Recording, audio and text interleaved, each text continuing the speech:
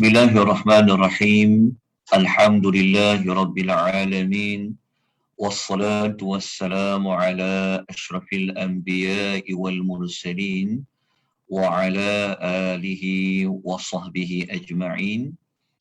Asyhadu an la ilaha illallah wahdahu la syarika lah wa asyhadu anna Muhammadan 'abduhu wa rasuluhu. Allahumma salli wa sallim ala nabiyyina Muhammad wa ala alihi wa sahbihi wa man tabi'ahum bi ihsanin ila yaumiddin, amma ba'd. Assalamualaikum warahmatullahi wabarakatuh kepada tuan-tuan dan puan-puan yang Allah rahmati lagi Allah kasih sekalian. Alhamdulillah, pada pagi ini seperti yang kita rancangkan, Alhamdulillah dengan rahmat dari Allah, daripada hidayah dan juga taufik dari Allah Subhanahu Wa Taala, kita diberikan peluang oleh Allah untuk kita meneruskan pembacaan hadis-hadis Nabi sallallahu alaihi wasallam yang terkandung di dalam kitab Riyadu As-Salihin yang telah dikarang oleh Al-Imamu An-Nawawi rahimahullahu ta'ala alaih.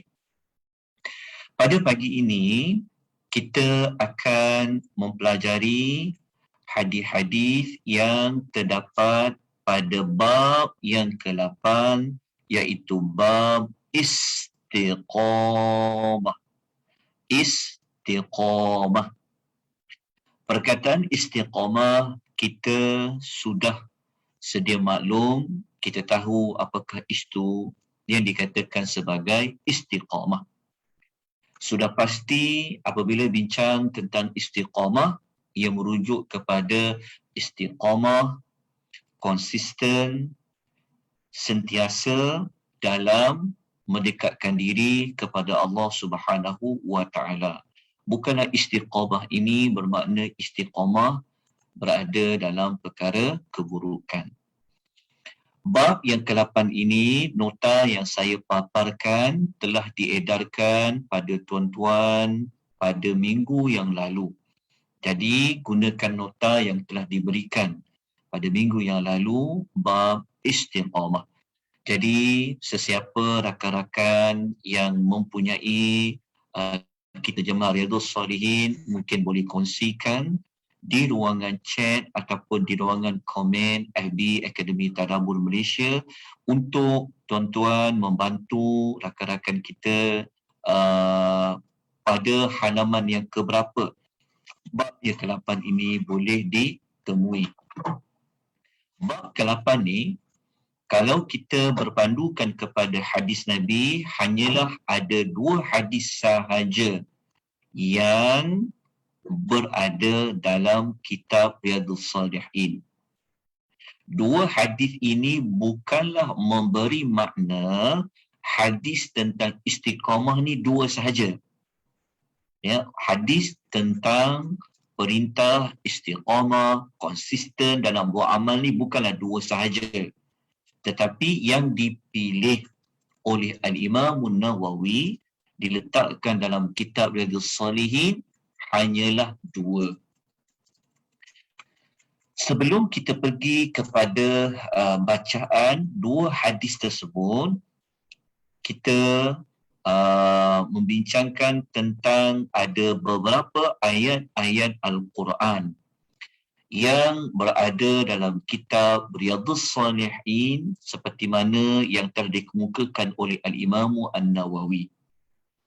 Ayat Quran juga bukanlah hanya terbatas kepada apa yang ada di dalam kitab Riyadhus Salihin sahaja berkaitan dengan istiqamah. Ada banyak lagi ayat-ayat yang lain, cuma kita merujuk kepada beberapa ayat yang dijadikan sebagai pengukuhan kepada bab yang ke-8. Ayat pertama adalah ayat yang berada dalam surah Fussilat, surah nombor 41, Ayat yang ke-6, ayat ini kalau kita rujuk di dalam Quran, ia berada pada muka surat 477.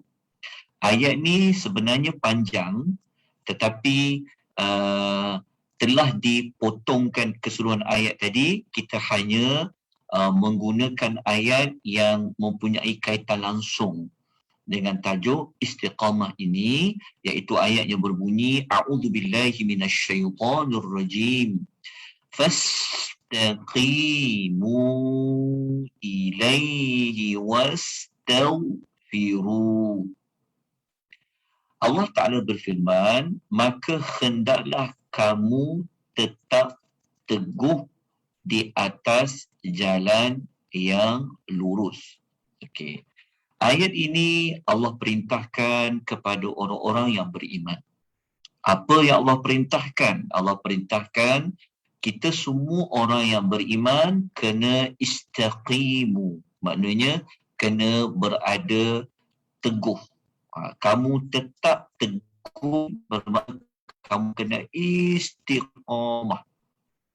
Maka apabila kita sebut istiqamah dalam perbahasan agama, ia rujuk kepada istiqamah berada di atas jalan yang lurus.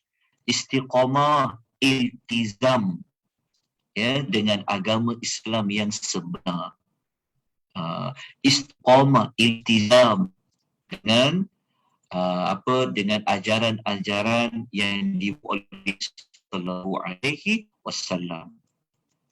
Jadi ayat ini kita menemui bahawa bab istiqamah ni ia merupakan salah satu perintah dari Allah Subhanahu wa taala, seperti mana yang terkandung dalam surah Fussilat ayat yang ke-6. Kemudian Allah Ta'ala memerintahkan kita wastaghfiru, kita beristighfarlah kalian. Maknanya memohonlah keampunan kepada Allah kita semua. Okay, ayat ni jelas tentang perintah istiqamah. Jadi kalau kita nak tengok dekat ayat Quran, dekat ayat mana yang perkataan fastaqimu ilaihi. Perkataan fastaqimu ilaihi, pulakan di sini. Fastaqimu ilaihi. Hendaklah kamu istiqamah, iltizam kamu semua di atas jalan yang lurus. Okey, itu ayat dia. Kita terus kepada ayat yang kedua. Ayat yang kedua masih surah yang sama, iaitu surah Fussilat. Namun begitu ayatnya berbeza. Kalau ayat pertama tadi ayat yang ke-6, yang ini adalah ayat yang ke-30 surah Fussilat. Ayat 30 ini kalau kita buka Al-Quran, ia berada pada muka surat 480. Ayat ini Allah Ta'ala menyebut tentang kelebihan, keutamaan bagi sesiapa yang dia istiqamah. Jadi walaupun ayat tu dia tidak menunjukkan kepada perintah istiqamah, tetapi perintah istiqamah itu dia dinyatakan dalam bentuk apa kelebihan kalau istiqamah. Apa yang orang dapat kalau dia istiqamah. Ini adalah cara yang lain yang Allah Ta'ala dalam nak menyampaikan sesuatu pesanan. Kan, kalau Allah Ta'ala nak menunjukkan sesuatu itu penting, suatu benda itu ada sesuatu itu ia dituntut untuk melakukan, kadang-kadang dinyatakan dalam bentuk kelebihan. Okey. Jadi kelebihan bagi orang yang istiqamah ini, yang diiltizam mengikuti jalan yang lurus. Iltizam dia hidup mengikuti kehidupan cara para nabi, para syuhada, para siddiqin, para salihin ini. Apa kelebihan dia akan dapat dinyatakan oleh Allah dalam ayat yang ke-30. Dalam surah Fussilat, a'udzubillahi minasyaitonir rajim, innal ladzina qalu, Sesungguhnya orang. Orang tu maksudnya ramai. Sesungguhnya orang yang menegaskan keyakinannya dengan berkata, innal ladzina qalu. Sesungguhnya orang yang dia telah berkata. Apa dia kata? Rabbunallahu. Rabb kami ialah Allah. Rabb kami ialah Allah. Sebab tu kalau kita tengok pada ayat ni, dia ada sebut tentang Rabbuna dengan Allah. Jadi, Rabbuna, Rabb kami ialah Allah. Okay. Apa itu makna Rabb? Seringkali diulang, diperkatakan apabila kita jumpa perkataan Rabb, sama ada Rabbi, sama ada pada perkataan Rabbana. Perkataan Rabb ini ia merupakan salah satu daripada nama Allah yang merujuk kepada Allah Ta'ala itulah yang menciptakan, yang mengurus, yang mentadbir, yang memperbaiki, yang mengaturkan. Jadi Allah bagi tahu, sesungguhnya ni, Allah nak menegaskan, kata sesungguhnya orang-orang yang dia dengan yakinnya dia kata Rabb kami ni ialah Allah. Yang menjadikan kami ni ialah Allah, yang menguruskan kami ni adalah Allah, yang mendatangkan, yang menguruskan takdir ini adalah Allah. Kemudian bukan sekadar mereka meyakini, mereka berkata kenyataan seperti itu, tetapi mereka ni buat apa? Summastaqamu. Kemudian mereka tetap teguh. Tetap teguh, mereka tetap teguh tu, istaqamu tu membawa makna mereka iltizam. Mereka berpegang dengan kenyataan Rabb kami ialah Allah sampailah dia nak mati. Apa pun jadi dalam hidup dia, dia berpegang, meyakini bahawa Rabbnya adalah Allah. Kita dah ulas tentang makna Rabb tadi. Dia tetap teguh, maknanya dia istiqamah, dia iltizam, meyakini kenyataan tersebut, apa yang Allah Ta'ala akan beri kelebihan kepada dia. Tatanazzalu alaihimul malaikah. Kat sini nampak macam makan pula, tersalah eja ni. Maka, bukan makan kat sini. Yang jangan dulu, maka akan turun para malaikat kepada mereka. Mereka ni siapa? Mereka ni merujuk kepada orang yang masa hidup dia meyakini dengan sebenar-benarnya pada perbuatannya juga bahawa yang menguruskan alam ni, yang menguruskan kehidupan dia adalah Allah. Maka mereka ini akan datang kepada mereka para malaikat. Mereka akan turun.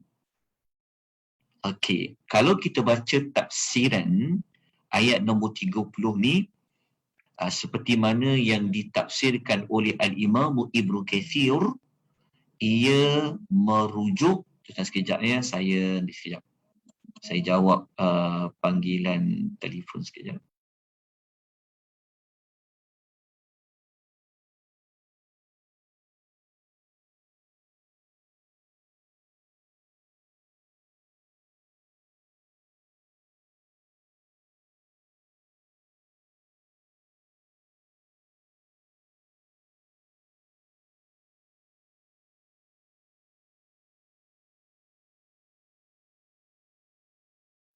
Okey, kita sambung balik. Alhamdulillah. Okey. Ada gangguan tadi umpuan ya. Okey. Kita teruskan. Okey. Mereka yang mereka iltizam, kan? Sampailah selagi mana nyawa mereka di kandung badan, mereka mengatakan Rabb mereka adalah Allah, maka apa yang Allah akan buat? Maka akan turun para malaikat kepada mereka. Kepada mereka ni, kalau kita baca dalam tafsiran Ibnu Katsir, ia merujuk kepada ketika mana manusia itu dia nak meninggal dunia. Maknanya ketika nak mati. Apabila dia nak mati, maka para malaikat akan turun kepada mereka ni, yang mana para malaikat itu mereka menyampaikan 3 perkara. Ayat ini selalu digunakan kepada dalil yang menunjukkan bahawa ketika mana-mana manusia dia nak meninggal dunia, dia berada dalam keadaan yang sangat genting ketika itu. Kalau dia beriman pada Allah, dia istiqamah, maka dia akan dapat perkara-perkara yang menyenangkan ketika dia nak mati. Apa perkara tersebut?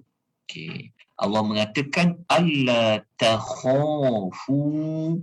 Perkara pertama, para malaikat tu akan kata apa? Janganlah kamu semua bimbang. Ini perkara pertama. Janganlah kamu semua bimbang. Bimbang tentang apa? Bimbang tentang nak menghadapi, nak melalui alam kubur, nak melalui alam barzakh. Kan? Mati ni dia tidak sebimbang kita hidup. Jadi mati ni alam barzakh merupakan satu alam yang lain. Jadi apabila orang ini dia meninggal dunia, maka para malaikat akan memberi pesan kepada dia, memberikan ketenangan kepada dia dengan mengatakan yang pertama, janganlah kamu bimbang. Yang kedua, mereka mengatakan wala tahzanu, janganlah kamu bersedih. Ini adalah perkara kedua yang diberitahu oleh para malaikat yang turun daripada langit. Janganlah kamu bersedih. Bersedih merujuk kepada apa? Bersedih nak meninggalkan ahli keluarga, bersedih nak meninggalkan harta. Jadi para malaikat memujuk mereka, memberikan keterangan kepada mereka bahawa janganlah kamu semua bersedih. Dan yang ketiga ini para malaikat menyampaikan berita gembira. Berita gembira tentang apa? Wa abshiru bil jannati allati kuntum tu'adun. Terimalah berita gembira bahawa kamu akan mendapat syurga yang telah dijanjikan kepada kamu. Ini adalah perkara yang ketiga yang akan disampaikan oleh para malaikat kepada orang yang hendak mati.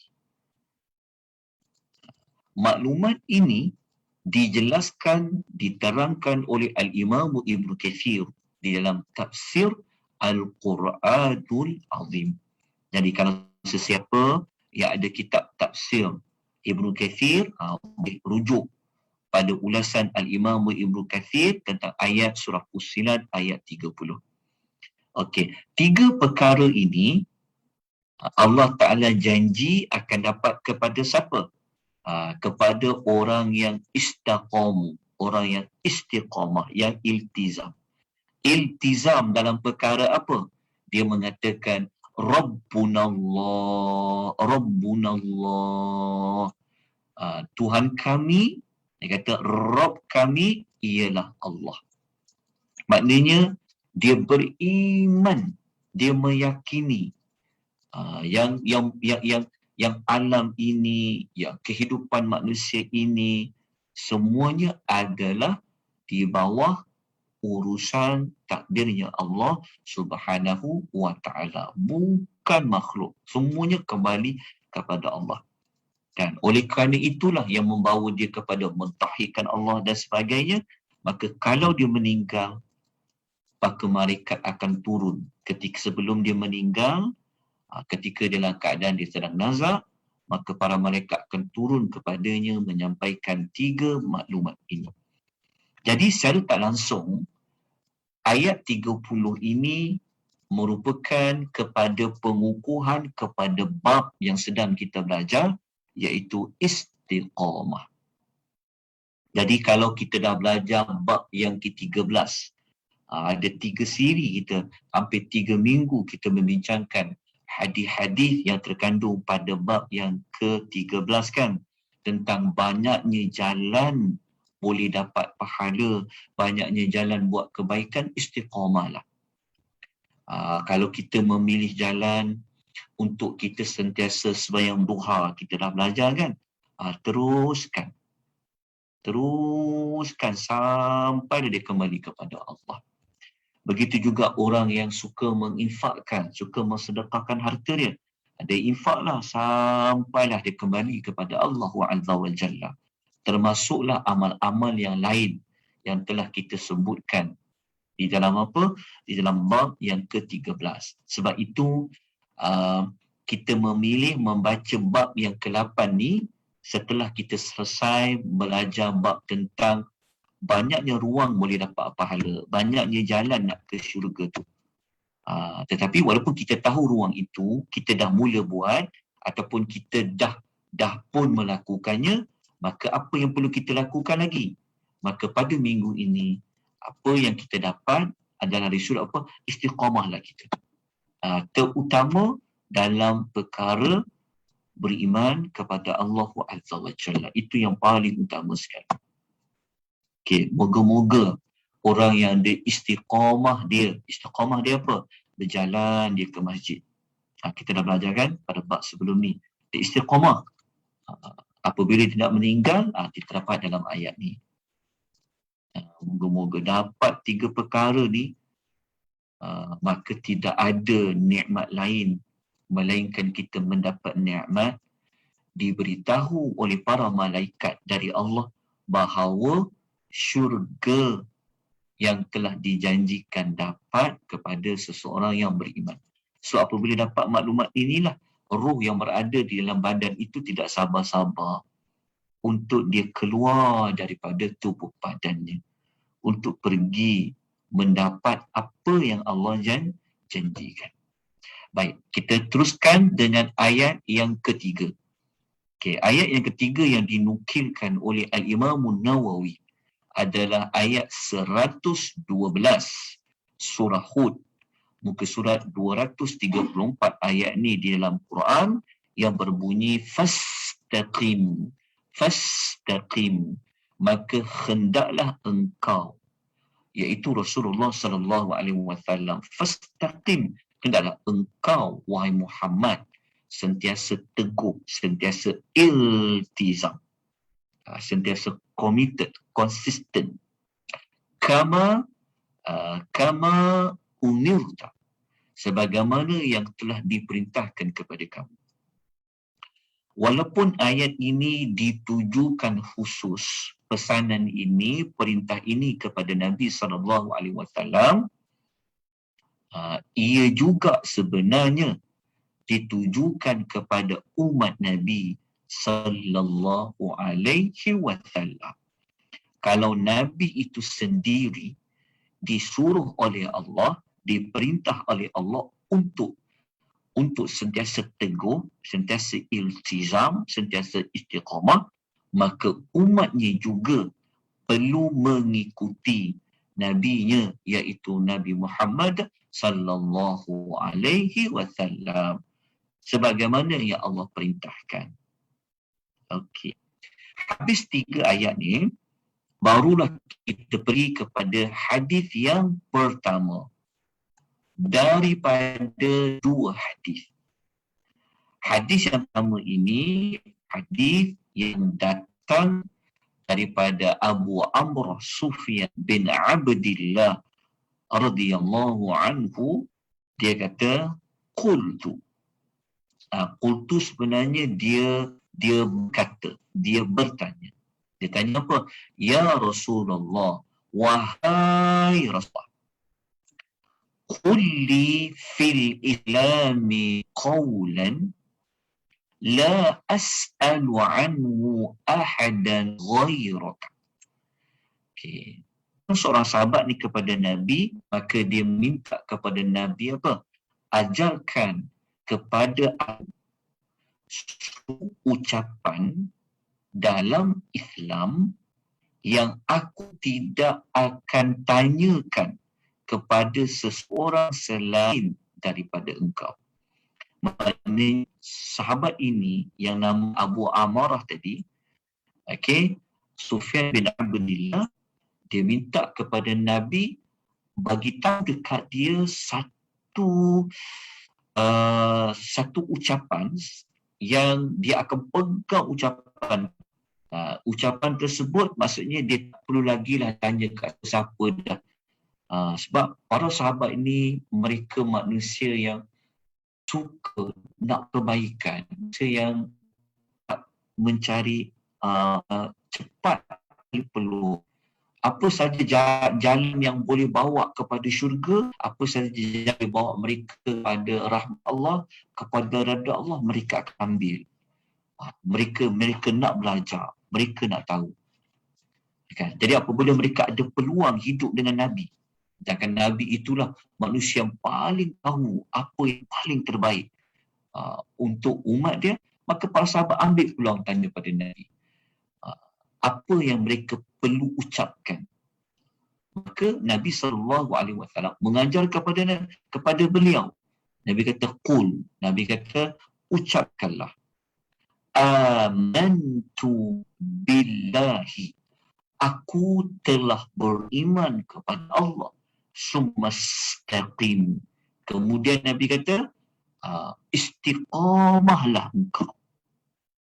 Dia, hadis ni, riwayat Muslim ni, dia ada persamaan macam ayat Quran yang kita baca surah Fussilat ayat 30 tadi kan. Kalau kita baca surah Fussilat tadi, Allah Ta'ala kata siapa-siapa yang dia berkata bahawa Rabb dia adalah Allah, dia sama seperti yang Nabi sebutkan ni. Maksudnya Nabi kata ucapan yang kau kalau nak ucap, Nabi kata adalah dengan kau buat ucapan yang mengakui, mengiktiraf bahawa engkau telah beriman kepada Allah. Maknanya ayat aku telah beriman kepada Allah. Beriman kepada Allah besar tajuk dia, nak kena bincangkan pula dari sudut mempercayai kewujudan Allah, dengan mempercayai dari sudut rububiyah Allah, dengan mempercayai dengan yakin tentang uluhiyah Allah, dengan kita mempercayai segala nama-nama dan sifat-sifat Allah Ta'ala itu semua 4 perkara tu dia termasuk dalam bab bagaimana yang dikatakan beriman kepada Allah. Maka Nabi ada maklumat semua. Engkau katakan engkau telah beriman kepada Allah. Bukanlah makna hanya cakap saja beriman pada Allah, tapi pada tindakannya bertentangan. Tapi ini diucapkan. Nabi kata kau pegang maklumat ni, kau kena cakap engkau ini beriman kepada Allah sumastaqim. Kemudian engkau istiqamahlah dengan apa yang kau ucapkan tadi, kata Nabi. Okey, jadi dekat sini hadis riwayat Muslim ni jelas menunjukkan kita bahawa adanya perintah istiqamah. Kita terus pergi kepada pengajaran hadis ini. Apa yang dapat kita belajar? Nombor 1. Nombor 1, kita dapat belajar disunahkan mengajukan sesuatu permintaan di dalamnya yang mencakupi berbagai jenis kebaikan. Maksud dia mengajukan ni maknanya bertanya. Kan? Kalau kita tidak tahu tentang apa amal yang paling terbaik, apa amal yang boleh hapus dosa ke, apa amal yang Allah bagi ganjaran banyak ke, kita mencontohi sahabat tadi tu dalam kita bertanya.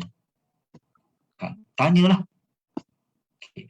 Tetapi kalau kita bertanya, maka di sini pengajaran yang kedua, orang yang tidak mengetahui tentang sesuatu, maka hendaklah dia bertanya kepada orang yang tahu.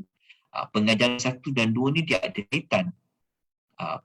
Pengajaran dia, kaitan dia kita dapat belajar adalah kalau kita tak tahu sesuatu, kita bertanya kepada orang yang tahu. Seperti sahabat tadi, dia tanya kepada orang yang tahu, iaitu Nabi SAW. Jadi kalau Nabi dah tak ada, Nabi meninggalkan hadis dia, kenalah tanya kepada ulama-ulama hadis. Jadi ulama-ulama hadis, mereka orang yang paling tahu tentang apa yang Nabi sabdakan. Sebab Nabi sudah tidak ada. Kalau Nabi ada, tentu refer terus kepada Nabi.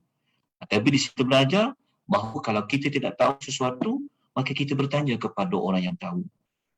Tapi dalam banyak pertanyaan yang kita nak tanya, yang diutamakan, kalau kita dapat peluang jumpa orang yang mengetahui, maka kita tanyalah, kita ajukanlah sesuatu perkara yang boleh bawa kita dekat dengan Allah.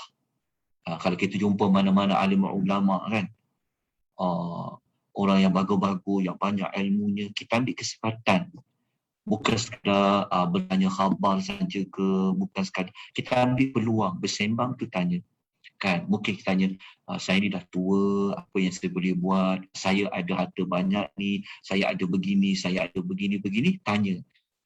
Kemungkinan selama ni kita buat satu pekerjaan amal yang mungkin tak terbaik, mungkin sebab kita tak tahu. Jadi apabila kita ambil peluang bertanya, mungkin kita akan diajar tentang satu amalan yang lebih senang tapi pahalanya banyak ke, kita tak tahu. Ataupun selama ni amalan tersebut tu dia tidak tepat. Jadi kita boleh bertanya. Itu perkara yang teladan nombor 1 dengan teladan nombor 2 daripada hadis yang kita belajar tadi tu. Yang ketiga, kita dapat belajar dekat sini, iman ni, yang dikatakan iman ni dia terdiri daripada 2 perkara, iaitu ucapan dan yang kedua perbuatan. Macam mana teladan pengajaran 3 ni kita boleh rujuk pada hadis tadi? Maksudnya begini, kalau rujuk dalam hadis tadi, dekat mana yang Nabi kaitkan dengan ucapan? Sebab Nabi kata kul, ucapkanlah. Ucapkanlah ni kan secara verbal, secara lisan kita kata saya beriman kepada Allah. Itu hanya ucapan. Ucapan menunjukkan kita beriman. Tetapi bukan sekadar ucap je, saya beriman kepada Allah. Tetapi perlu dibuktikan dengan tindakan. Tindakannya apa? Itu Nabi kata summastaqim. Nabi kata istiqamahlah. Istiqamahlah dekat sini juga merujuk kepada apa yang kita ucapkan ini, maka kita selarikan ia dengan tindakan. Tapi kita istiqamah. Istiqamah dalam kita meyakini Tuhan kita adalah Allah. Kita dah belajar dulu di dalam bab yang ke-50, bab 51, kalau kita masih ingat, kita dah belajar tentang bab keutamaan rahmat. Kita belajar bab rahmat kan. Siapa-siapa kalau dia mati dalam keadaan dia mentauhidkan Allah, dia pasti akan masuk syurga. Jadi kena bawa keimanan tu, keyakinan tu sampailah bila-bila. Dalam masa yang sama, bukan sekadar kita kata kita beriman pada Allah, tetapi tindakan kita perlulah selari dengan apa yang kita ucapkan. Oleh sebab itulah para ulama, mereka mengatakan iman ini, yang sempurna ini, dia bukan sekadar mengucapkan, tetapi ia juga merujuk kepada perbuatan. Kalau kita baca dalam Quran kan, kita selalu jumpa ayat yang dipasangkan. Dipasangkan macam mana? Kalau Allah sebut amanu, lepas tu mesti Allah kata apa lepas amanu? Cuba kita sambung. Allah selalu sebut apa lepas amanu? Lepas Allah kata amanu, beriman. Lepas tu Allah akan sebut tambah ayat lepas itu. Tuan-tuan boleh dengar tak suara saya? Boleh dengar tak? Boleh, Ustaz. Alhamdulillah. Okey. Dalam ayat Quran, kalau kita jumpa banyak pada amanu, beriman, telah beriman, lepas tu Allah akan sambung tentang apa? Wa amal soleh. Wa amal soleh. Contoh ayatnya dalam surah Wal Asri kan? Cuba baca Wal Asri. Illal ladzina amanu wa amilus salihat. Dia mesti ada amal soleh.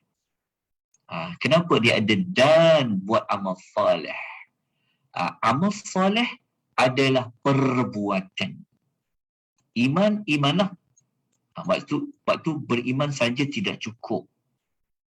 Iman ni dia memang banyak merujuk kepada hati. Tak cukup kita mempercayai Allah tu wujud, tak cukup mempercayai akhirat ni ada. Tetapi iman yang sempurna perlu dibuktikan apa yang kita percaya tadi tu. Begitulah iman. Terdiri daripada ucapan dan perbuatan. Okey. Kita lanjutkan dengan pengajaran yang keempat. Istiqamah. Memiliki darjat yang tinggi. Sikap ini menunjukkan kesempurnaan iman dan keagungan, iaitu himmah, iaitu kemampuan. Istiqamah memiliki darjat yang tinggi. Sikap ini menunjukkan kepada kesempurnaan iman. Betul tak? Iman kita tak sama. Betul tak? Kepercayaan orang kepada hari akhirat tu, yang hari akhirat tu hari yang Allah akan balas kita apa kita buat. Betul tak? Semua orang ada percayaan tu. Tapi tahap percaya tu, dia dinilai dari sudut apa? Dari sudut amal dia. Jadi orang yang sekejap amal buat, kejap terputus, kejap buat, kejap terputus, dia tak sama macam orang yang terus saja beramal. Itulah istiqamahnya. Maka istiqamah itulah sebenarnya memiliki darjat yang tinggi yang boleh mengangkat darjat seorang manusia. Kalau kita macam istiqamah kan, konsisten iltizam tu, dia tidak sama dengan buat amal, kejap buat, kejap tak buat. Jadi istiqamah ni dia perkara yang boleh dijadikan pembeza antara keimanan seseorang hamba kepada seorang hamba yang lain. Okay. Dalam masa yang sama, orang yang istiqamah ni menunjukkan orang tu dia memang kuat semangat dia. Himmah ni kemahuan. Betul kan? Macam kita contoh macam kita ambil contoh dunia lah kan, contoh kan. Macam orang ni dia selalu exercise kan. Ada orang kadang-kadang kita seminggu je, lepas tu dah tak larat dah tak exercise dah. Berbeza dengan orang yang mana? Orang yang tiap-tiap hari dia exercise, berlari contohlah kan. Jogging dia tiap-tiap hari. Bukan senang tahu nak maintain, nak berjogging setiap hari tu, contoh kan. Itu menunjukkan bahawa orang tu dia ada semangat yang tinggi tu, kuat azam dia. Jadi kita analogikan dia dalam kita buat ibadat lagi dituntut. Orang yang boleh daripada Ramadan dulu, dia boleh sembahyang witir. Yang Ramadan tu sembahyang witir lah. Bulan Syawal sembahyang witir, bulan Zulkaidah sembahyang witir, bulan Zulhijjah sembahyang witir, Muharram witir, tiap-tiap malam di witir. Bukan senang nak maintain sembahyang witir setiap malam tu. Tetapi disebabkan dia boleh maintain, dia boleh istiqamah, dia boleh istizam, tu tadi itulah yang menunjukkan kepada keagungan himmah, kemahuan yang tinggi. Okey, jelas. Dalam masa yang sama, sikap istiqamah ni menunjukkan kesempurnaan iman dia. Sebab dia beriman sangat, kelebihan sembahyang witir ni, dia beriman. Bukanlah yang tak beriman, tetapi benda yang dia buat selalu ni, dia dapat menunjukkan kesempurnaan iman dia dan juga menunjukkan kekuatan motivasi yang ada pada diri dia disebut sebagai himmah. Baik, kita habis tentang 4 pengajaran ni. Moga-moga hadis yang pertama ni dapat mengubah diri kita, ya, walaupun tak banyak tapi sikit-sikit kan kita ubah. Mungkin ada orang dia dah baik dah, tetapi baik dia tu turun naik. Jadi kita ni kena maintain, teruskan pada Allah. Kalau kita boleh buat solat malam, kita terus buat sikit-sikit, baca Quran sikit-sikit, contoh. Kita baiki diri kita mana yang mampu. Lepas tu kita belajar. Jadi apabila makin kita belajar, makin kita tahu tentang bab bila kita belajar ni, kita nak tahu cara kan, macam mana nak taqarrub, nak dekatkan diri pada Allah Azza wa Jalla. Salah satu caranya adalah apa? Istiqamah tadi tu. Allah sangat suka perbuatan istiqamah ni. Jadi kita belajar lagi nanti, sekejap lagi kita akan masuk bab lain pula. Sekejap lagi kita akan masuk bab nombor 11, mujahadah pula. Mujahadah ni dia dikaitan dengan istiqamah. Mujahadah ni maknanya sungguh-sungguh dia. Dia punya kecekalan dia buat ibadat ni, cekal dia, kuat semangat dia tadi tu. Jadi kuat semangat itulah, mujahadah tadi itulah yang boleh membawa kepada tajuk istiqamah. Sebab tu kita belajar ni, kita tak ikut susunan dalam kitab, tapi kita belajar di salin ni, mungkin kita rasa pelik juga. Kejap belajar bab 13, lompat sekejap bab 8, lepas tu lompat bab nombor 11. Hari tu belajar bab nombor 20. Sebenarnya cara kita belajar mengikut kepada sambungan tajuk-tajuk dia. Ini adalah sekadar metodologi sahaja. Kan? Tapi mungkin lepas ni ada orang tanya, macam mana saya nak istiqamah? Nanti kita bawa kepada tajuk mujahadah. Mujahadah ni. Kan? Mujahadah ni kesungguhan dia. Macam mana nak kuat semangat dia dalam buat ibadat, dan kita akan tengok nanti contoh apa yang Nabi pernah buat, apa pesanan Rasulullah sallallahu alaihi wasallam. Bab satu lagi insya-Allah sekejap lagi. Okey, kita teruskan dengan hadis yang terakhir sekali, yang kedua. Dalam bab istiqamah ini adalah hadis riwayat Muslim yang datangnya daripada Abu Hurairah radhiyallahu anhu. Nabi sallallahu alaihi wasallam bersabda, qaribu wa shaddidu. Qaribu, usahakanlah bersikap lurus. Usahakanlah bersikap lurus tu maksudnya kita sentiasa memilih kebenaran. Kan, buat benda yang benar, buat benda yang Allah Ta'ala perintahkan dalam mendekatkan diri kepada Allah. Qaribu tu ada kaitan dengan dekatkanlah diri kamu, bersikap luruslah kamu, kan, buat ketaatan, lepas tu tinggalkan larangan, buat apa yang Allah suka. Itu qaribu. Wasyaddidu maksudnya istiqamahlah dan menetapi perkara yang benar. Syaddidu ni sebenarnya nak merujuk kepada istiqamah. Lepas tu Nabi mengatakan, hadis ni Nabi sebut di hujungnya, wa'lamu annahu lan yanjuwa ahadum minkum bi'amalihi, dan ketahuilah kamu semua, tidak ada seorang pun di antara kamu yang dia selamat kerana amal perbuatannya. Selamat kerana amal perbuatannya ni dikaitkan dengan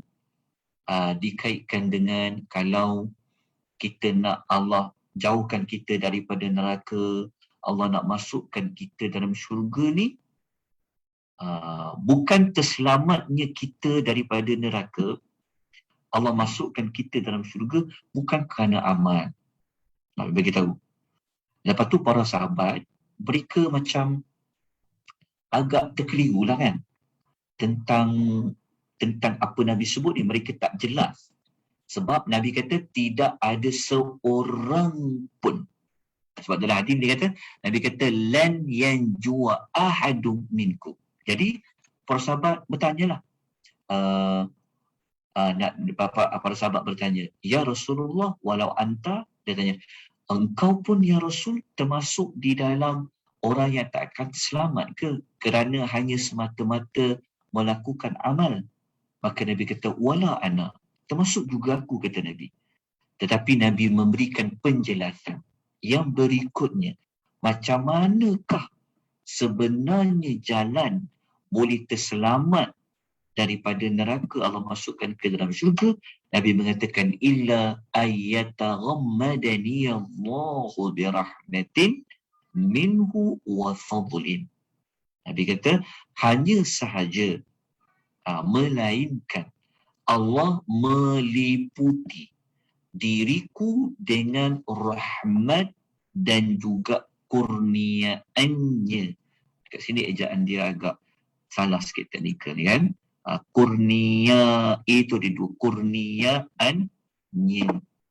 Okey, maknanya Nabi beritahu kepada kita kan, amal semata-mata kita buat bukanlah sebagai tukar ganti kepada kita terselamat ataupun kita layak untuk masuk syurga.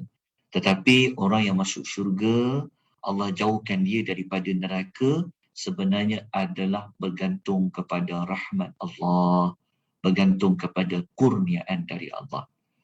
Tuan-tuan jangan salah faham, hadis ni bukan hadis ni menggesa. Hadis ni bukan dia menunjukkan bahawa tak perlulah kita berharap sahaja rahmat Allah tanpa buat apa-apa. Bukan. Nak menunjukkan bahawa nilai syurga itu tidaklah sebanding nilai amal kita. Sebab apa? Sebab amal kita, kalau kita buat banyak mana sekalipun, kita tak boleh amal tu ditukar ganti masuk ke dalam syurga. Kenapa? Nilai syurga ni terlalu mahal. Tak akan ada nilai dengan amal perbuatan kita. Yang amal perbuatan kita ni pula, tuan-tuan nak tahu tak kenapa tak ada nilai? Yang pertama, kita ni sendiri amal pun kejap buat, kejap tak buat. Betul tak? Kan? Sedangkan nikmat Allah bagi sentiasa. Ada tak sesiapa yang hari ni nafas dia dapat, besok tak dapat? Tak ada. Allah bagi setiap saat kita boleh bernafas. Betul tak? Kan? Nafas kita saja yang orang-orang yang berada di ICU perlu dapat bantuan pernafasan tadi tu. Ya Allah, nafas tu lebih tinggi nilai nyawa. Kata faham kan? Allah Ta'ala tak pernah putus bagi pada kita.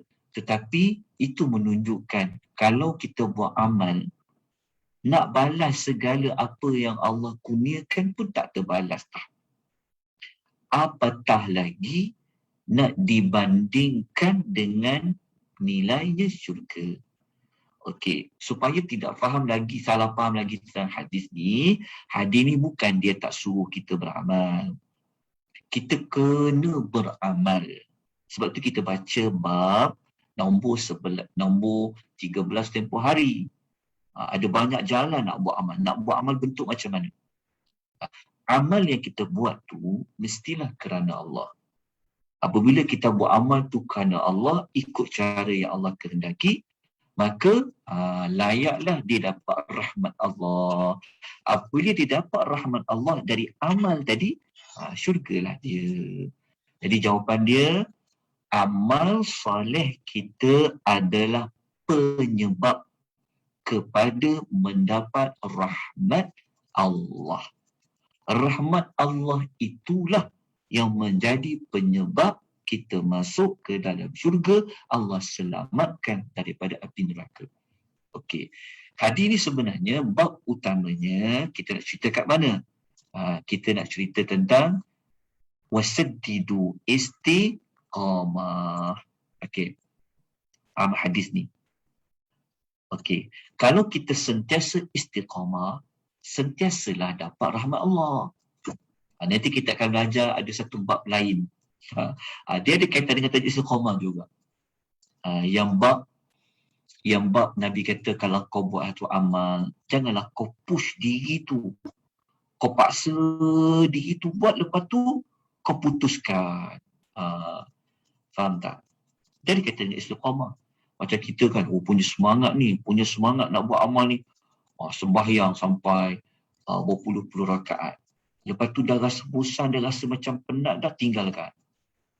Yang itu seolah-olah mula dapat rahmat Allah, tiba-tiba terputus rahmat Allah. Sepatutnya apa? Buat dengan kadar yang mampu dapat rahmat Allah. Contoh kan, kalau kita sembahyang, contoh kalau kita selalu buat salat malam lah, ataupun orang selalu buat sembahyang sunat rawatib. Dia buat je solat tu. Walaupun dia buat 2 rakaat je. Dua. Selama panjang dia buat 2 tu dapat rahmat. Kalau dia tak buat, tak dapat lah. Jadi takkanlah kita dalam bentuk rahmat Allah ni, kita nak terputus pula. Kan? Jadi sebab tu adanya bab istiqamah ini. Lepas tu yang disebutkan tajuk rahmat itu duduk di dalam bab istiqamah ini. Baik, kita teruskan dengan pengajaran hadis ni. Okey. Hadis ni pengajarannya apa? Yang pertama, kurniaan dan rahmat Allah ke atas para hamba-Nya lebih luas daripada amal perbuatan manusia. Macam kita sebut tadilah penerangannya kan, tentang Nabi sendiri masuk syurga kerana rahmat Allah. Tuan-tuan, amal kita ni, kalaulah Allah minta bayarkan, okey. Kalaulah amal kita dijadikan sebagai nak ditukar ganti pada tukar ganti masuk syurga, memang takkan mampulah mana-mana kita. Macam kita sebut tadi. Okey, berapa lama dah kita dapat nafas? Berapa nak bayar nafas tu? Nak bayar dengan amal apa? Nikmat boleh merasa lidah. Macam-macam dah kita rasa pada makanan. Nikmat boleh mendengar, nikmat boleh melihat, nikmat boleh berjalan, nikmat sehat, nikmat boleh berfikir. Rezeki yang makan minum kita tu, kita nak bayar dengan apa? Nilai kebahagiaan yang tak boleh beli dengan wang ringgit. Nikmat ketenangan tu, nak bayar dengan apa? Nak bayar dengan amal kita? Memang takkan mampulah kita untuk membayar nikmat. Apatah lagi nak ditukar ganti masuk syurga. Tetapi apabila orang dapat masuk syurga berdasarkan rahmat Allah, menunjukkan bahawa rahmat Allah ni, kalau Allah nak bagi ni, sebenarnya Allah bagi bukan bagi sepadan yang kita buat. Bukan barang tu harganya 100, kita bayar dengan nilai 100. Allah Ta'ala kalau dia bagi lebih banyak daripada apa yang kita buat. Itulah Allah. Jadi, benda yang paling besar apabila Allah bagi syurga. Jadi, orang dapat syurga ni sebenarnya dia dapat rahmat Allah. Apabila dia terbawa rahmat Allah, menunjukkan bahawa apa? Rahmat Allah terlebih luas daripada amal perbuatan manusia. Fahamkan yang pertama ni. Sebab tu dalam hidup ni, pergi cari rahmat Allah. Bukan kita nak cari nama, bukan nak cari popular, bukan buat kerana makhluk-makhluk yang lain. Cara dapat rahmat Allah, salah satu jalannya adalah istiqamah. Cara nak dapat rahmat Allah ada banyak jalan. Itu kita belajar bab sebelum ni. Okey. Sebab tu sangat bagus kalau boleh dikhatamkan kitab Riyadhus Salihin. Sebab kitab ni kitab hadis. Orang yang kenal Allah, orang yang tahu jalan nak pergi kepada Allah, orang yang paling tahu tentang apa yang Allah nak lakukan adalah Nabi. Sebab Nabi itu dapat wahyu. Oleh kerana itulah kita kena istiqamah kita di dalam kita membaca hadis-hadis Nabi SAW.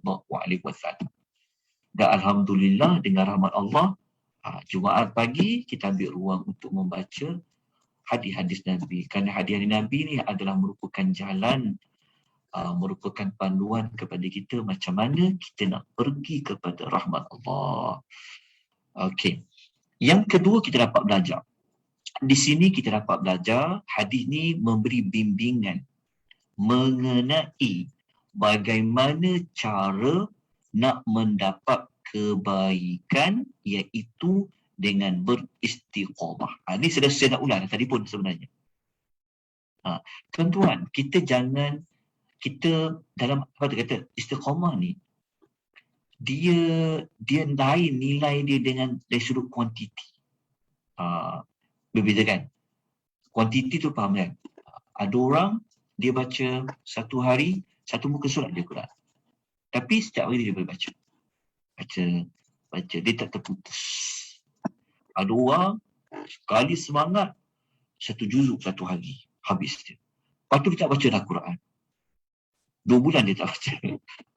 Macam cakap untuk diri kita lah. Jadi kita belajar ni, kita ubahlah sikit-sikit. Ubah, betul lah.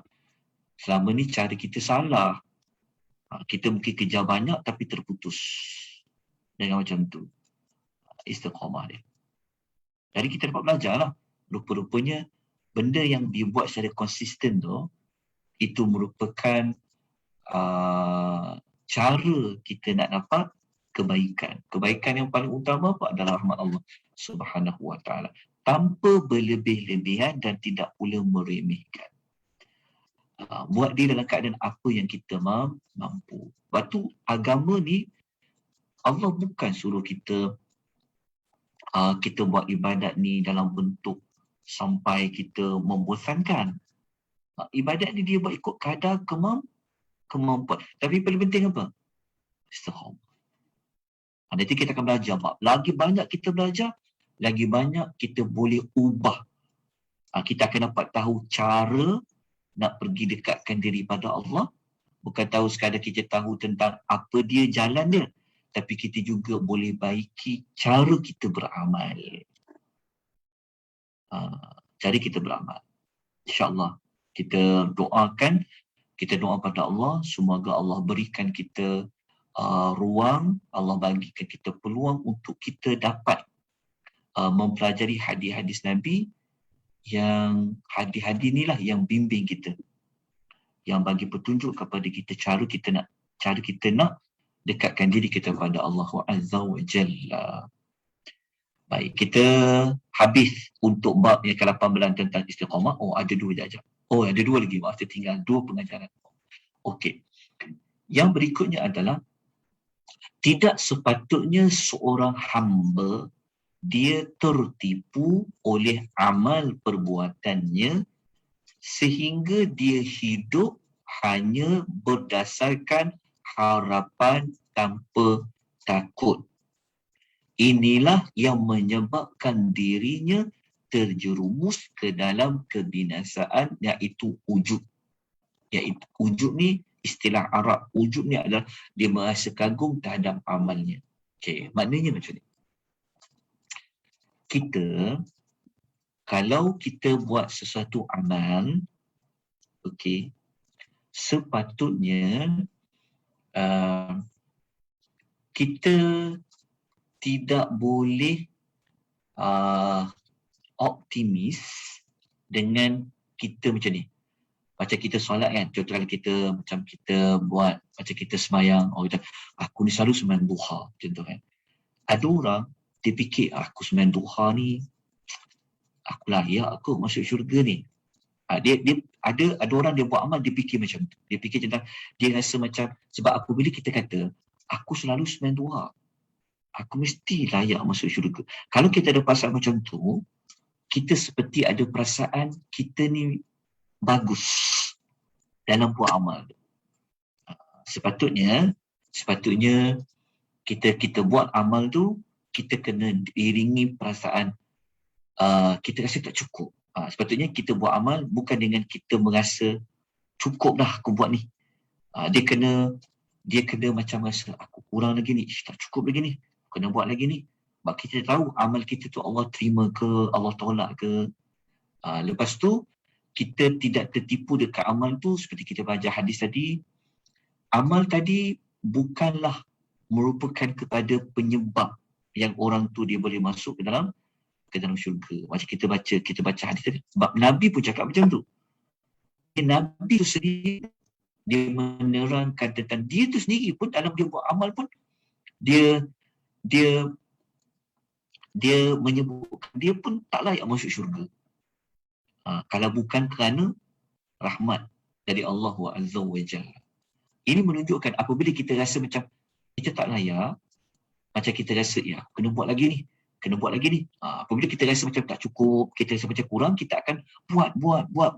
Tapi kalau kita dah rasa macam cukuplah, aku pergi umrah sekali, aku pergi buat ibadat haji dah berapa kali lah, 10 kali dah ni. Rasa macam tak boleh. Kita ni kena ada perasaan saya nak buat.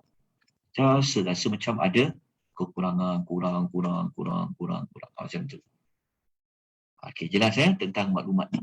Okey, dia kena baca pada hadis-hadis lain jugalah sebenarnya. Boleh lagi um, membantu kita dalam kita beramal. Sebab tu sebab kalau kita buat amal ni kan, kita jangan kata aku dah buat ni. Terfaham tak? Kadang-kadang kita ni, hati kita ni apabila kita tolong orang, kita rasa macam, dengan akulah dia dapat buat dia dapat. Maksudnya, akulah, dia jadi mudah. Dia tolong dia. Dia dah susah pergi tolong dia. Dia rasa macam, kita rasa diri kita ni, sebab akulah dia ni jadi, macam tu sebenarnya kita salah tau. Kalau bukan kerana Allah yang beri benda yang kita nak tolong tadi tu, tentu kita pun tak dapat nak tolong, betul? Jadi maksudnya, apabila kita buat satu amal, kita kena rasa amal itu kurang, ada kekurangan. Jadi dia tak sama seperti dunia lah. Kalau kita simpan RM10 tu, kalau kita tak usik dia, RM10 lah ada kat situ. Amal ni tak macam tu. Bila kita buat amal, kita kena rasa pada amal tu, kalau bukan kerana Allah, kita buat amal tu macam belum cukup lagi. Kita rasa amal tu, kita bimbang, takut Allah tolak amal tu. Jadi kita akan sentiasa beramal. Lepas tu kita kena pegang, amal ni bukanlah amal yang menyebabkan aku layak masuk syurga. Aku perlu cari rahmat Allah pada amal ni. Okey. Kita teruskan yang terakhir. Amal perbuatan tidak dapat masuk ke syurga ni telah saya terangkan ya. Maka saya tak perlu nak ulang kembali. Okey. Kita teruskan kepada hadis yang lain. Sebab habis dah bab 8 ni. Bab 8 ni dia 2 hadis saja. Cuma saya nak tunjukkan nota satu lagi. Cuma nota ni saya tak beri lagi pada tuan-tuan dan puan. Nanti saya akan masukkan pada link simpanan nota tu. Okey, tuan-tuan dan puan. Kita pergi kepada bab yang ke-11. Okey. Tadi bab 8. Jadi siapa ada kitab tu, dia kena buka bab yang ke depan lagi. Kita masuk bab ke-11, tajuknya mujahadah. Mujahadah ni dia term dalam istilah Arab, mujahadah. Dia macam perkataan jihad ada kaitan dengan mujahadah. Mujahadah ni maksudnya kesungguhan. Kuat semangat dia. Kalau kita nak kata dia tu kuat semangat dia kan. Macam dia tu sebab mujahadah. Kalau kita nak guna perkataan mujahadah. Kesungguhan. Kuat semangat dia dalam melakukan perkara kebaikan. Mujahadah ni dia merupakan faktor kepada dia boleh istiqamah. Mujahadah. Apa yang kita buat tu semuanya kembali kepada mencari rahmat Allah Subhanahu wa ta'ala. Okey. Bab 11 ya, tajuknya mujahadah. Kesungguhan diri. Kesungguhan diri, tinggal pula huruf dia, kesungguhan diri. Minta maaf tuan-puan sebab saya tak dapat nak bagi tahu muka surat ke berapa kalau saya tanya pada saya. Sebab saya rujuk dalam kitab Arab. Saya tak ada yang terbitan mana-mana tu. Jadi saya pun bermusafir di luar ni. Jadi saya memang tidak berada di library lah. Bisa kat rumah saya boleh rujuk. Terus saya capai kitab tu tapi saya musafir, jadi saya memang tak bawa buku. Okey. Saya lanjutkan ya. Tajuk mujahadah. Okey. Tajuk yang ke-11 ni, bab 11, tajuk mujahadah. Kita kena cari ya tajuk mujahadah sebab kadang-kadang kitab terjemahan Riyadhus Shalihin ni, kadang dia tak tulis nombor bab. Kadang-kadang dia tak ada nombor bab ke berapa. Kita kena cari lah dekat judul tu. Okey. Sebab tu kalau siapa-siapa yang ada kitab terjemahan, dia takkan penomboran bab, kena tulis sendiri. Contoh kan, bab 1 dalam Riyadhus Shalihin tajuknya ikhlas. Bab ikhlas. Bab 1 tulis. Bab 2 cerita tentang taubat. Tulis. Bab 3, dia akan cerita pasal sabar. Tulis. Bab 4, pasal apa? Sampai bab 8, sampai bab 11. Jadi kena tulis nombor bab dia. Kalau kita dapat tulis semua bab kan, dia ada lebih kurang dalam 372 bab. Bayangkan tuan-tuan, 372 bab. Kesemua sekali dapatan saya lah. Mungkin saya terkurang kira atau terlebih kira, wallahu ta'ala alam, tolong betulkan. Okey, dapatan saya, iaitu Salih ni semua sekali dia ada 372 bab. Bayangkan, kita rasa macam, bagus kan bab ni, kan? Sebenarnya bukan bagus pada bab tu, hadis tadi itulah. Tapi hadis-hadis tu telah dibab-bab-babkan dia. Itulah jasa sumbangan Al-Imamun Nawawi rahimahullahu ta'ala alaih. Lepas tu kita tengok kan, baguslah bab istiqamah tu, baguslah bab nombor ni. Bayangkan, kalau kita boleh khatam kitab Riyadhus Shalihin ini sebanyak 372 bab.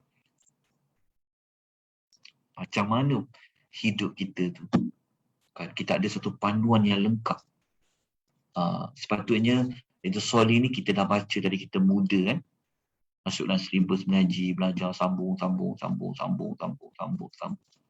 Tapi tak apa. Okey. Allah akan mengukur kepada kemampuan kita, apa yang kita tahu. Sebelum ni kita tidak tahu, tapi kita ada azam. Jadi betul-betul susun. Sebab itu saya, walaupun ada pihak yang mencadangkan supaya bagilah juga waktu cuti untuk belajar kan, saya pun sebenarnya kalau boleh memang nak cuti mengajarnya. Tapi kita fikir pasal masa. Ada orang dia free, ada orang dia tak free. Sebab tu dekat pengisian kita ni dia ada rakaman. Dia ada rakaman, boleh tengok rakaman kelas-kelas yang lalu dekat FB Akademi Tadabbur Malaysia. Tapi program ni dia dianjurkan oleh Datuk Nurul. Beliau sendiri pun memang jenis on Ustaz. On. Dia tak ada selalu cuti. Kalau saya cuti kalau tersebut itu, saya yang akan minta cuti. Bukan beliau. Beliau seorang yang saya teruskan. Begitu juga sepatutnya kita. Tak ada cuti. Kalau Akademi Tadabbur ni kita buat juga. Kat mana pun kalau kita mampu buat, melainkan kalau kita memang penyampai pengajar tu dia memang dah tak ada peluang dah nak buat. Sebab bab kita belajar nombor 9 ni kan, kita akan jumpa sekejap lagi. Kita sebut ni, kita akan belajar. Sebab umur kita berjalan. Kan, masa kita berjalan, kita kena bijak. Kalau tak dapat tengok secara langsung, tak apa, kita ada rakaman.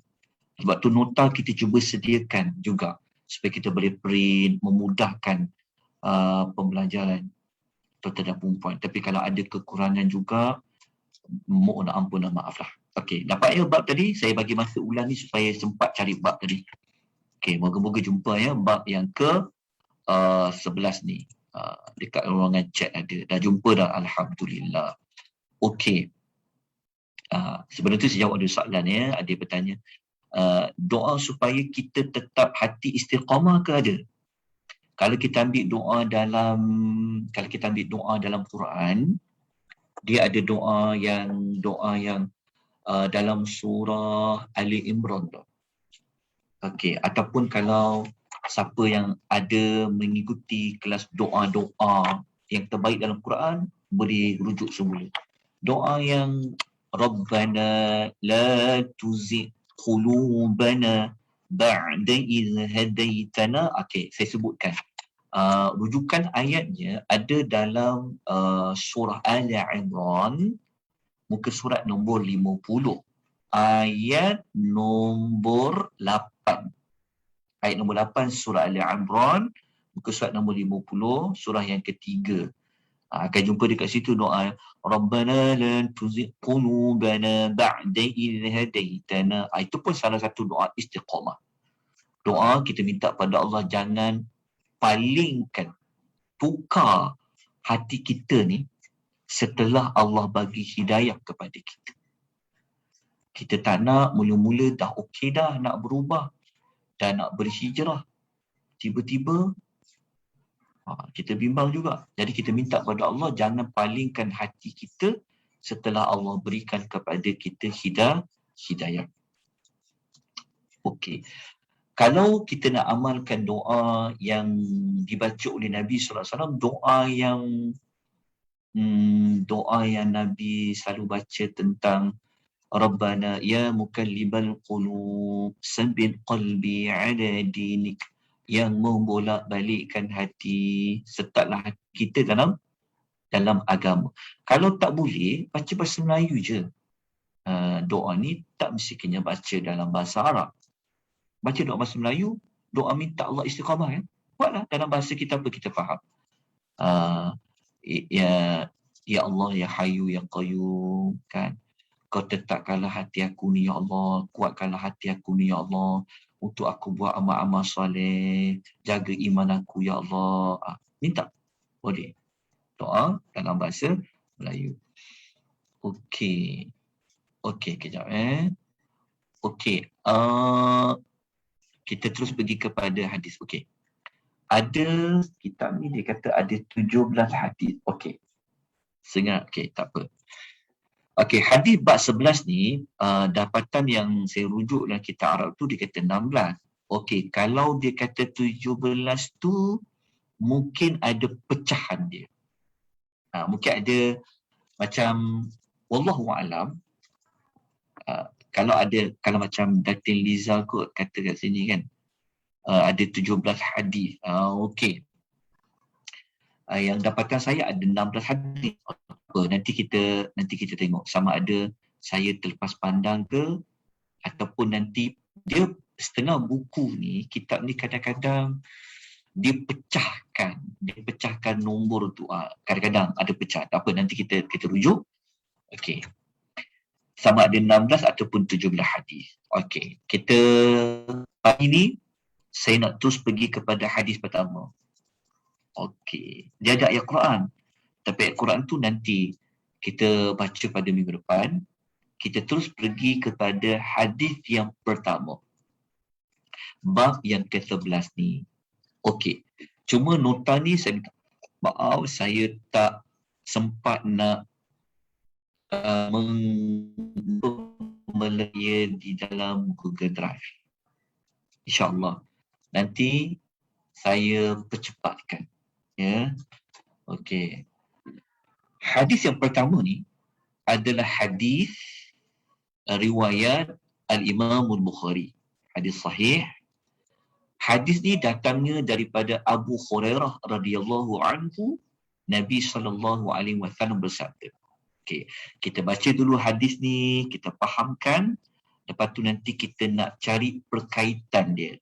Kemusabahannya, hadis ini diletakkan di dalam bab kesungguhan diri tadi tu. Kat mana dipanggil bab kesungguhan mujahadah tadi. Okey. Tentu hadis ni ada relevan dia. Tapi kita baca dulu hadis ni, nanti kita akan ulas kaitannya dengan bab mujahadah.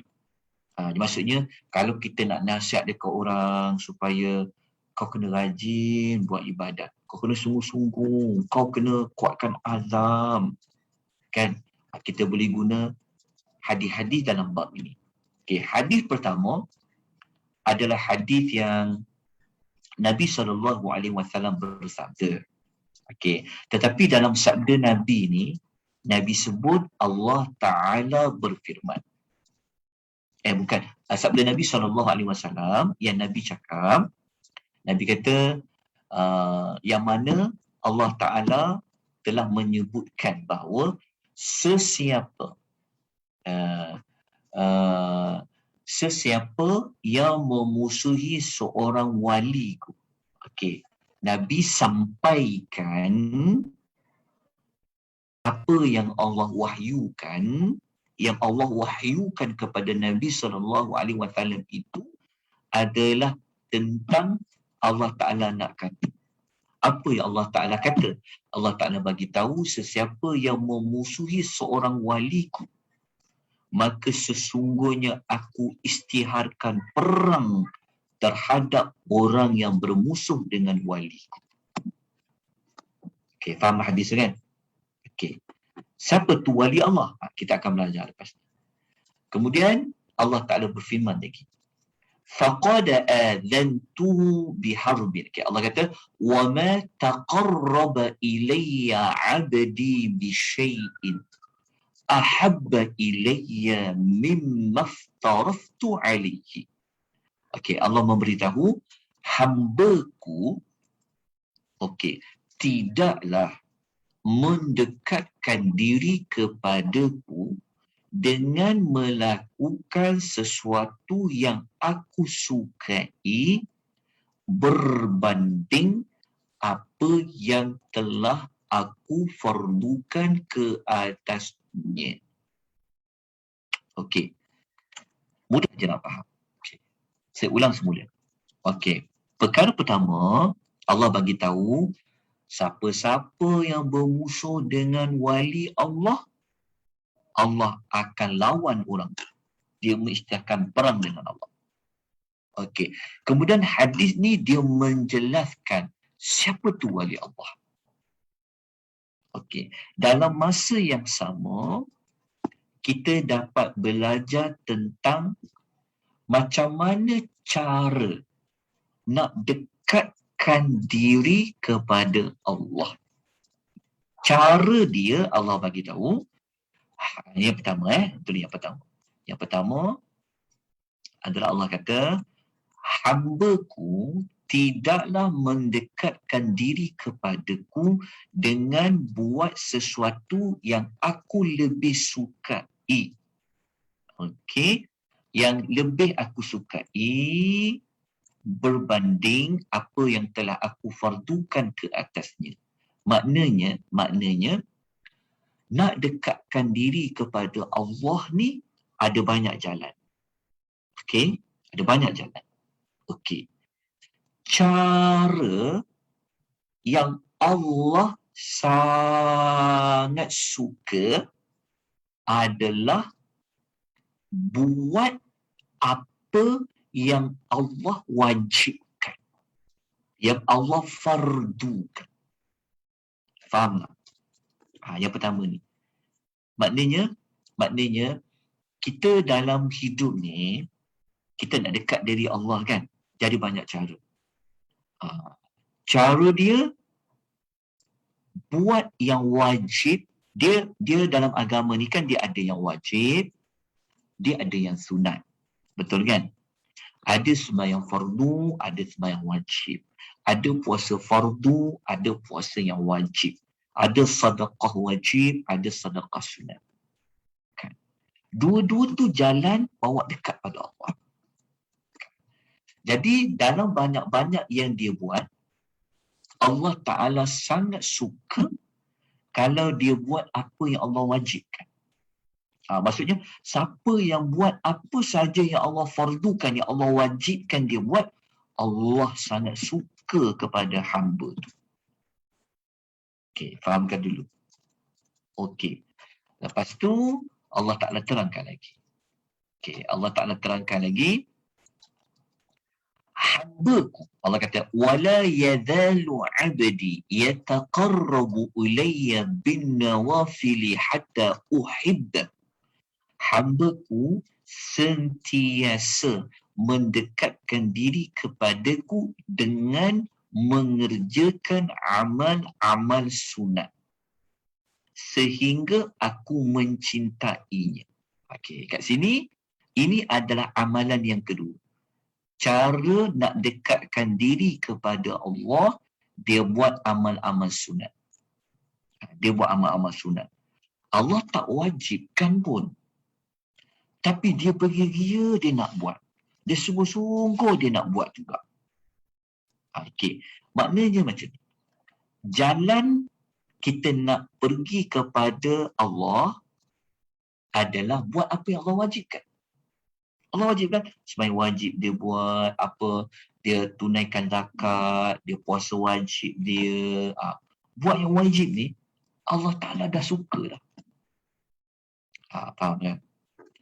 Tetapi Allah bagi tahu ada hamba ni pula, dia tak cukup buat yang wajib. Dia beria-ria dia buat pula amalan yang sunat. Maka Allah Ta'ala kata, orang yang macam ni, kata Allah, uhibbuhu, aku cinta dia, kata Allah. Ya, faham kan? Maksud dia, siapa yang buat apa yang Allah fardukan, Allah dah suka dah. Tapi kalau dia buat pula amalan yang sunat, Allah akan mencintai dia. Maksudnya apa? Maknanya bahawasanya nak dekatkan diri kepada Allah ni dua jalan. Melalui amalan sunat dan juga melalui amalan fardu, melalui amalan sunat. Kat mana kesungguhan dia? Kesungguhan dia adalah dia buat yang Allah fardukan. Kalau nak nampak lagi orang ni bersungguh dia ni, macam kita kan, macam manusia, kalau kita nak bagi orang suka kat kita, apa kita buat? Kita akan cari jalan macam mana nak bagi orang tu suka. Betul kan? Tetapi yang paling utama sebenarnya kita kena mencari jalan macam mana nak bagi Allah suka kat kita. Sepatutnya. Maka nak bagi Allah suka pada kita ni, kita buat yang Allah fardukan. Tapi kalau nak bagi lagi Allah suka, kita buat apa yang Allah tak fardukan. Okey, jelaskan? Dua perkara ni saya dah ulang banyak kali ni kan. Okey. Lepas tu Allah kata, apabila aku mencintainya, setelah dia ni bersungguh-sungguh nak dekatkan diri kepada aku ni, dia buat juga amalan sunat, kata Allah, aku jatuh cinta pada dia. Maka apabila aku jatuh cinta kepada dia, kata Allah, aku menjadi telinganya yang dia mendengar dengan. Aku menjadi matanya yang dia melihat dengannya. Tangan yang bertindak dengannya. Dan kakinya yang dia berjalan dengannya. Maksudnya, Allah Ta'ala tu sentiasa bersama dengan orang-orang yang Allah cintai. Cara dia macam mana nak bagi Allah jatuh cinta? Dia bukan sekadar buat yang wajib, tapi dia buat juga amalan sunat. Amalan sunat ni tak buat pun tak apa. Tetapi apa? Kesungguhan tadi tu. Macam, dia ni betul-betul sungguh dia ni kan. Sebab apa? Dia nak pergi kepada dekatkan daripada Allah tu, dia buat juga apa yang Allah tak wajibkan. Contoh kan, contoh. Kerajaan cakap, okey, wajib bayar cukai. Contoh, cukai. Lepas tu kerajaan kata, siapa nak bagi lebih, tak apa. Agak-agak nak bagi lebih tak? Contoh kan. Seperti kita buat kebajikan, tolong kerajaan dalam bentuk NGO kan, tolong. Yang wajib apa? Cukai kena bayar. Contoh. Jadi, taklah sama dengan Allah Ta'ala. Sudah pasti takkan sama, jauh sekali di perbandingan tadi. Jadi apabila Allah Ta'ala tengok orang ni, dia ni buat yang aku wajibkan. Dia buat juga apa yang aku tak wajibkan. Sunat je dia buat. Dia bangun juga malam kan. Jadi Allah jatuh cinta pada dia. Apabila Allah jatuh cinta pada dia, Allah Ta'ala akan sentiasa bersama dengan dia. Kalau dia bersama dengan dia tu, cara Allah nak cakap Allah sentiasa bersama dengan dia ni, aku jadi telinga dia, aku jadi mata dia, aku jadi tangan dia, aku jadi kaki dia. Tuan-tuan jangan tuan-tuan salah faham pula. Jangan tuan-tuan cakap telinga aku ni adalah Allah. Yang tu memang jauh sekali lah. Dia nak katakan perumpamaannya. Okey. Jadi Allah mengatakan ujungnya, wala in sa'alani la'utiyannahu wala in ista'adhani la'u'idhannahu. Allah bersumpah, demiku kata Allah, jika dia ni, hamba ni tadi, yang dia bukan sekadar buat yang wajib, dia pulun juga buat yang sunat ni, Allah kata, dia ni jika memohon sesuatu daripadaku, pasti aku akan berikan dia. Demiku kata Allah, jika dia minta perlindungan kepadaku, pasti aku akan lindung dia. Di mana dalam hadis ni menunjukkan ciri-ciri wali Allah? Hadis ni, kalau kita faham dia, sebenarnya wali Allah ni ada dalam hadis ni lah. Balik kita baca, kau kata apa ciri-ciri dia wali Allah? Ciri-ciri wali Allah ni adalah kalau dia minta sesuatu pada Allah, Allah akan buat. Kalau dia minta Allah lindung, Allah akan lindung. Macam mana nak jadi wali Allah? Dalam ni ada jawapan. Apa dia? Dia buat apa yang Allah fardukan. Dia buat apa yang Allah Ta'ala sunatkan. Maknanya jadi orang beriman. Lepas tu wali Allah ni kita jangan salah faham. Kita jangan ingat wali Allah ni yang macam orang gila sikit ke apa ke, tak. Kalau orang tu aurat pun tak tutup, macam mana kita boleh kata dia wali Allah? Wali Allah ni adalah orang yang buat apa? Dia buat apa yang Allah wajibkan. Dia tinggalkan juga apa yang Allah haramkan.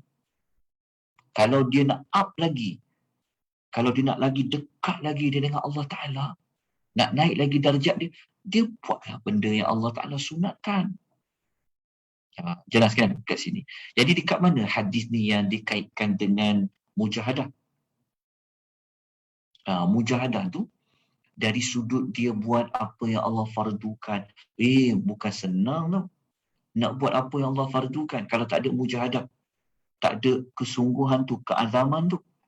Begitu juga, lagi nampak dia kuat semangat dia pada dia buat mengerjakan apa yang Allah sunatkan. Okey, hadis riwayat Al-Bukhari. Okey.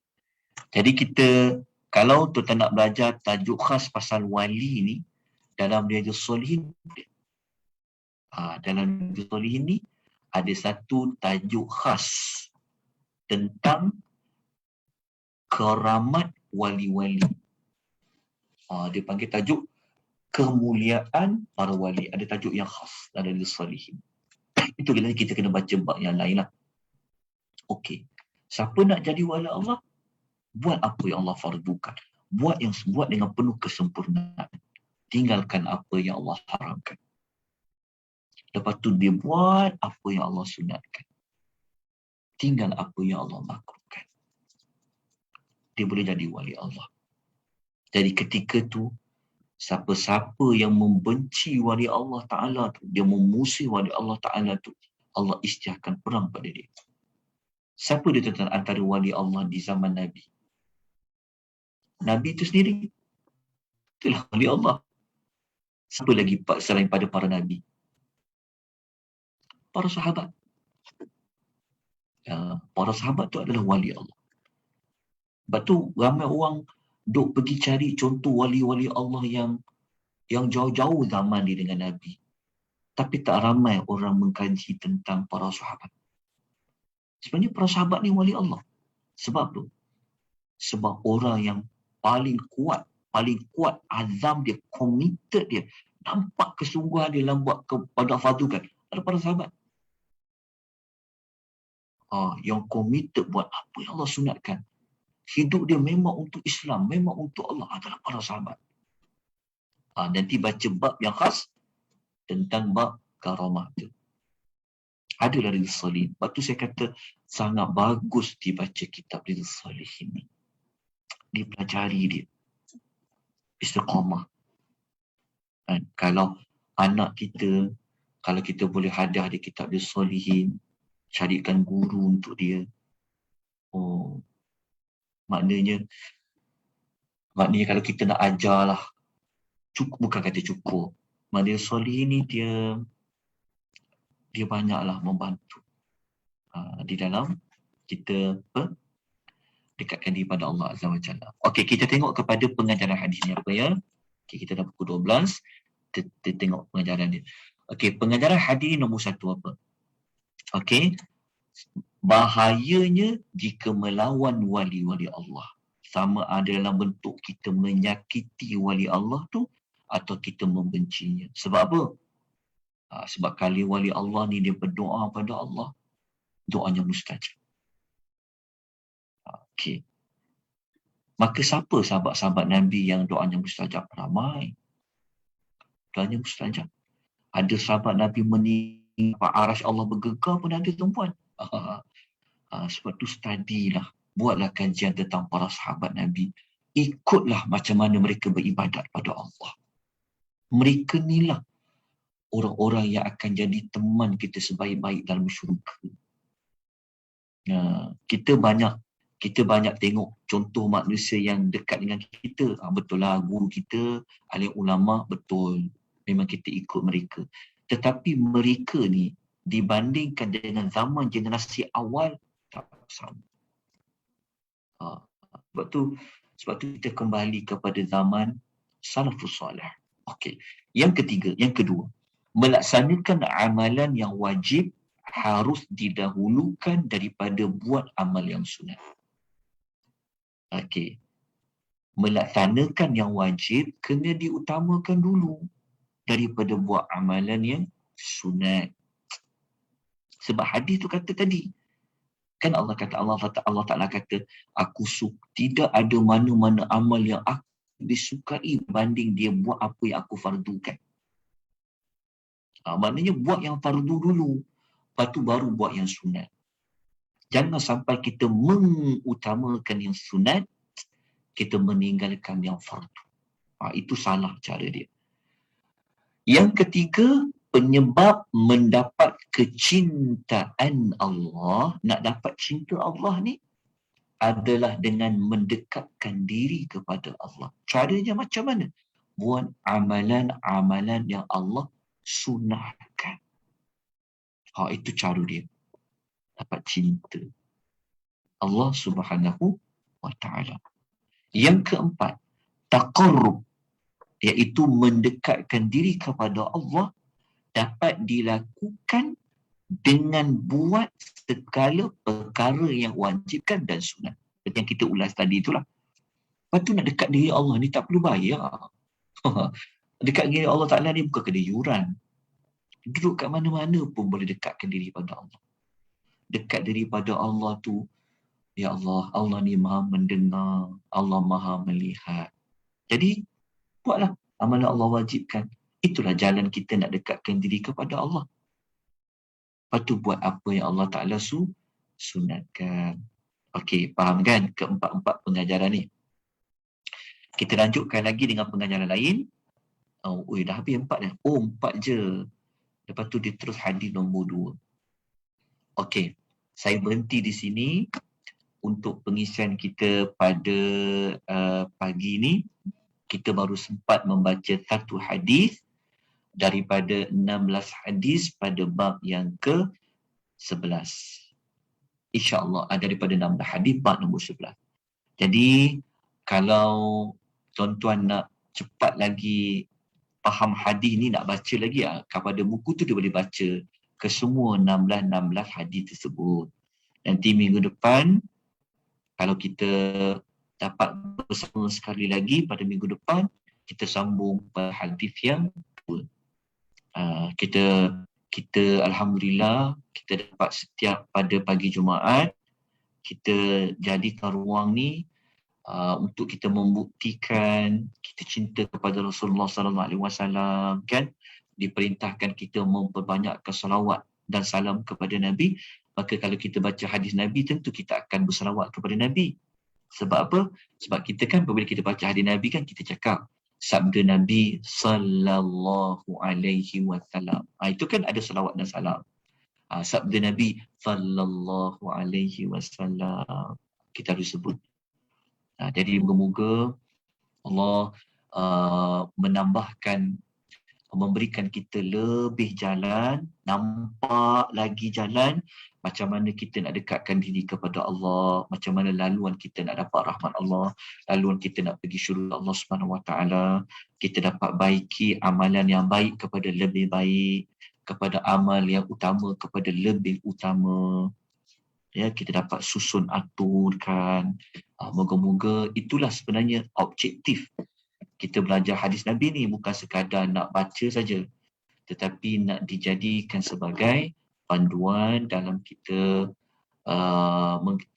menempuh hidup kita ini dengan masa Allah bagi, ruang yang Allah beri pada kita.